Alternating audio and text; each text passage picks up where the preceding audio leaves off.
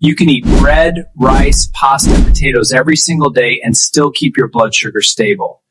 But most people don't realize it's not because they failed to pay attention, that their mind didn't even make the move. The supplement industry doesn't want you to see this video. But if you came across this through a shared link or in your timelines and ads section, then you're so lucky. Only those profiting from your confusion are the ones that won't leave a comment on a video like this. Hi guys, I'm Dr. Smith, and welcome to Master of Anatomy. If you're new here, don't forget to like this video and subscribe so you don't miss any of our videos. If you're watching this, you're special.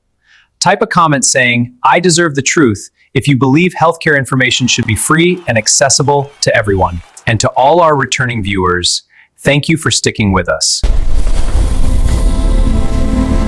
The problem isn't carbohydrates in any way. It's how your body is reacting to them and what you're doing before and after you eat them. Because for millions of people over 40, every bowl of rice, every slice of bread, every serving of potatoes silently pushes blood sugar higher and higher, leading to fatigue, weight gain, brain fog, and eventually insulin resistance. And the worst part?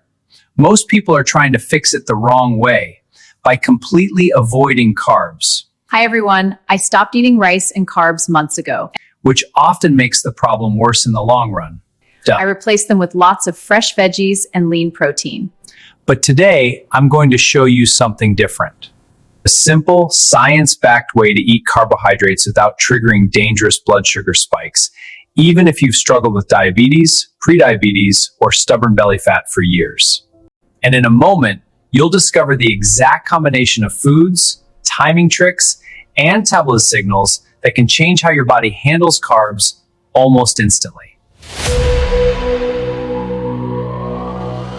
As we get older, especially after 40 and 50, our metabolism changes dramatically. The body doesn't process glucose the same way it used to. The pancreas becomes slower, insulin sensitivity drops, and suddenly foods like rice, bread, and potatoes don't feel safe anymore. But here's the truth most people never hear. Carbohydrates are not the enemy. The way you eat them is the real problem. Let's break this down step by step. Now let's look at the problem section. Imagine this. You wake up in the morning. The first thing you do is stretch your body. Then you get out of bed. Skipping breakfast or grabbing something light might seem like a good idea. By afternoon, you're very hungry. Within minutes, your blood sugar shoots up. Then comes the crash. This cycle can leave you feeling tired and unfocused. Sleepiness. Hunger again, craves for something sweet. This cycle is extremely common, and many people think it's just aging or bad genetics, but that's not fully true. What's actually happening is called a blood sugar spike and crash cycle. When you eat high carbohydrates foods alone, especially refined carbohydrates like white bread, white rice, or raw potatoes, your body absorbs glucose too quickly. Insulin rushes in to control it, but over time, your cells stop responding properly. You've been told, just avoid carbohydrates. But the truth is, when you remove carbohydrates completely, your body becomes even more sensitive when you reintroduce them. That's why many low-carbohydrate diets fail long-term. Let me tell you about Caroline, a 62-year-old woman who thought she had to stop eating rice completely. She tried cutting off carbohydrates for weeks and even months.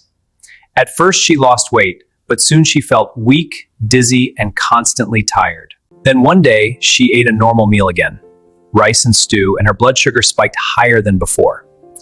She felt confused, like her body was betraying her. But what she didn't realize was that the problem was never rice. It was how her body was being trained to handle it. Here's what most people don't understand. Your blood sugar response is not fixed. It is trainable.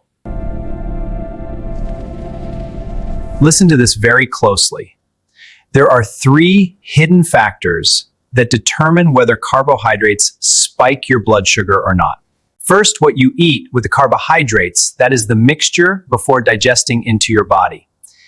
Second, the order you eat your food. Third, your insulin sensitivity at that moment. A study published in metabolic health research journals has shown that eating protein, fiber, or healthy fats before carbohydrates can reduce blood sugar spikes by up to 40–70%. That means the same plate of rice can behave completely differently depending on how you eat it. Another hidden truth is this: when you eat carbohydrates on an empty stomach, they act like fuel thrown into fire.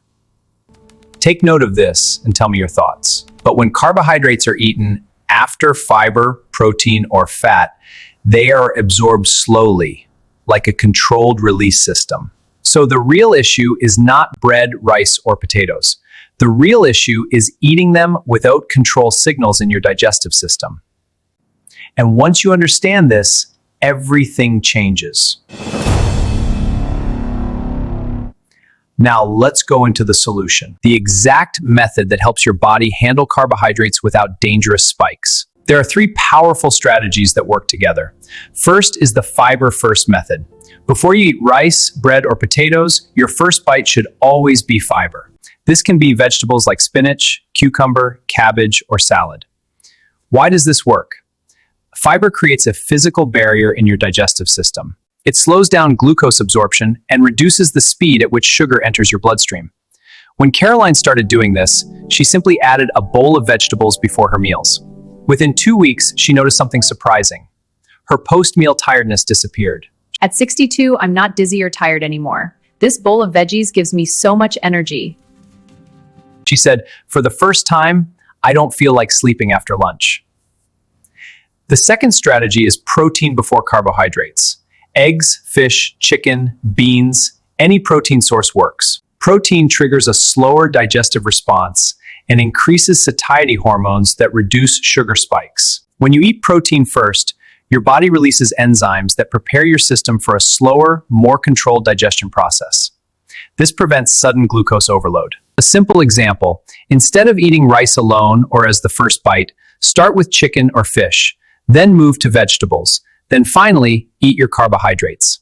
This order alone can completely change your blood sugar response. This is one of the most powerful but overlooked tricks: the 10-minute rule. After eating your protein and fiber, wait about 10 minutes before eating your carbs. This gives your body time to activate digestion hormones properly. During this short delay, your insulin response becomes more stable, preventing sudden spikes. Think of it like warming up an engine before driving. Time to hit the road. Caroline used this method consistently, and within 1 month, her energy levels improved. Her cravings reduced, and even her doctor noticed better blood sugar readings. Now let's talk about what most people are doing wrong and what you must stop immediately if you want stable blood sugar. Eating carbs alone on an empty stomach is one of the fastest ways to spike blood sugar. Bread alone, rice alone, or potatoes alone act like instant sugar in your bloodstream. Second, drinking sugary drinks with meals. Soft drinks, sweet juices, and even flavored beverages multiply the glucose load in your body. It's like pouring gasoline on fire. Eating large portions of carbohydrates without balance. Even healthy carbs become problematic when they dominate your plate. Your body needs balance: fiber, protein, and fats working together. This is where most people go wrong. They think healthy food is enough. But timing, order, and combination matter just as much as the food itself. Let's quickly recap what you've learned today. Carbohydrates like bread, rice, and potatoes are not the enemy. The real issue is eating them without preparation in your digestive system. When you add fiber first, protein before carbs, and a short delay before eating starches, your blood sugar response changes dramatically. Here's one bonus tip. A short walk after meals, even just 10 to 15 minutes, can help your muscles absorb excess glucose naturally, lowering blood sugar without medication or stress. So ask yourself, are you eating your carbohydrates in a way that protects your body or in a way that slowly damages it every single day? I want to hear from you.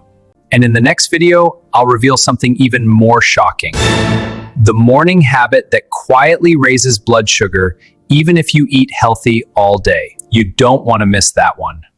If this video helped you, be sure to hit that like button and subscribe so you don't have to miss any of our videos. Which of these mistakes have you been making without realizing it? Leave your answer in the comments below. Bye for now.